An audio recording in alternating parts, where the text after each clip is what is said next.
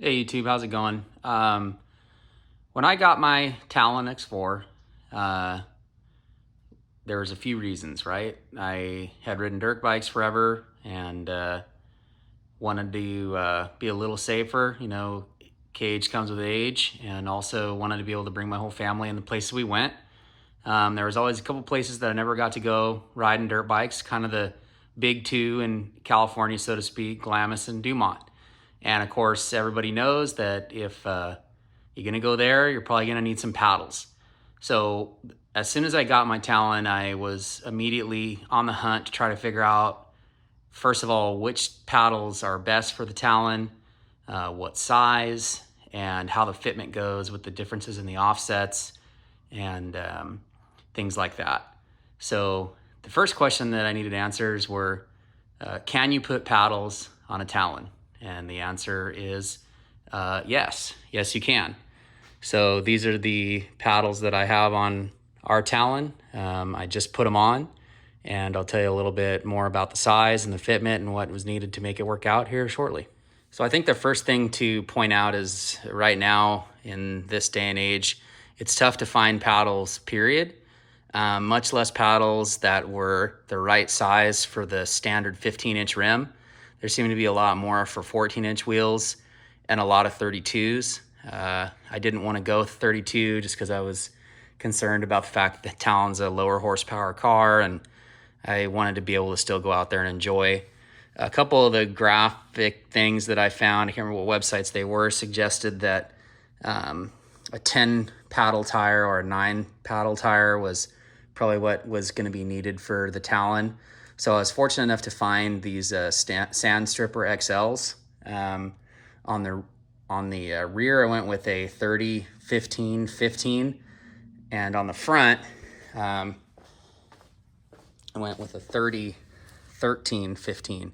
Now, I think this front paddle is super cool. I can't say that I've ever seen another manufacturer that does like this. I could be wrong, but I like it how it kind of has that hybrid paddle and then smoothie with the grooves on the front. I will say that the rear one is massive.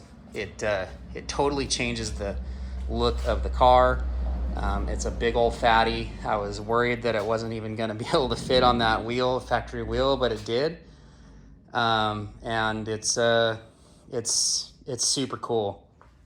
You can see from just the back, it makes the machine look so mean. And super excited to go out there and try it, which we're going to go on President's Day weekend and go to Dumont. I will say that this tire did not fit. Well, let me rephrase that. It fit. It went on there and there was no rubbing, but it was so close to hitting this lower shock mount here that there was no way that I would ever run it. I'll try to put a picture in of what it looked like, and it was way too close for comfort. She's pretty close, bud. So what I had to do was add a 1.5-inch spacer. I'll put a picture in right now of what that looked like with the wheel off.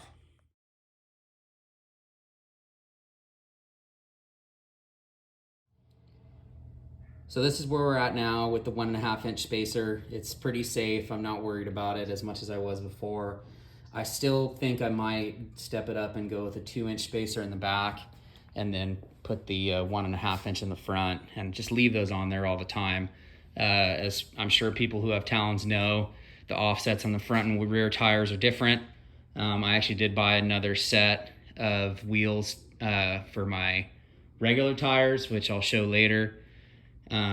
They are all the same offset, and it is true that the back tire is tucked in pretty far. So I may just get that 2-inch spacer and leave that on there full time, and then put the 1.5-inch spacer in the front. I think it would look pretty mean that way. Oh, another thing that I think is important to note is with this setup, this exact setup that I have, so the factory wheels, 1.5-inch spacer, and these specific sand strippers, the back sits right at about 68 inches in width, and the front sits at about 66, I would say. That's give or take a couple of centimeters, but that's pretty much where you're at. So going to be close to fitting it when we pull it all the way up in our toy hauler, but should be fine. Again, super excited to try it out, and I'll definitely get some GoPro footage and post it when we get there. A couple of minor changes that we've done, but nothing really remarkable at this point. So with that, yeah, if you have any questions or if you think I'm dead wrong on something you want to tell me, please leave a comment, and we'll talk to you later.